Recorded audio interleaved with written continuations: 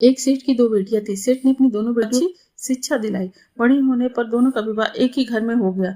पिता ने कहा, बेटी ससुराल में तुम्हारा रिश्ता देवरानी जेठानी का भले ही हो, लेकिन मैं चाहता हूँ कि तुम लोग वहाँ भी बहनों की तरह ही रहना। बेटियों ने हामी भर दी।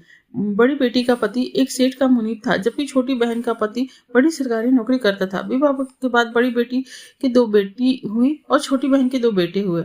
छोटी बहन के घर में किसी भी चीज की कमी नहीं थी। नौकर चाकर, गाड़ी, जेवर, पैसे सब थे। बेचारी बड़ी बहन का घर का खर्चा चलाने के लिए सिलाई बुनाई का काम करना पड़ता था।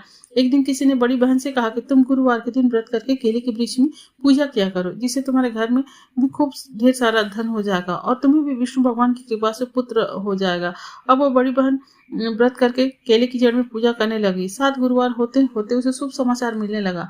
उसके पति के सेठ ने उसकी ईमानदारी से खुश होकर के आधे मुनाफे का हिस्सेदार बना दिया। 1 साल बाद उसे 2 जुड़वा बेटा हुआ।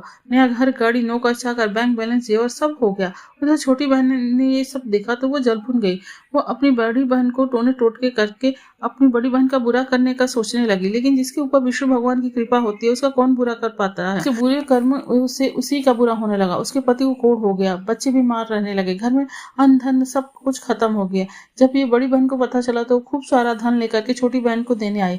यह देखकर के छोटी बहन ने बड़ी बहन से सभी गलतियों के लिए माफी मांगी। तब बड़ी बहन ने कहा था कि छोटी, जब हम घर से विदा हो रहे थे तब पिताजी ने कहा था कि ससुराल में तुम दोनों बहनों की तरह रहना।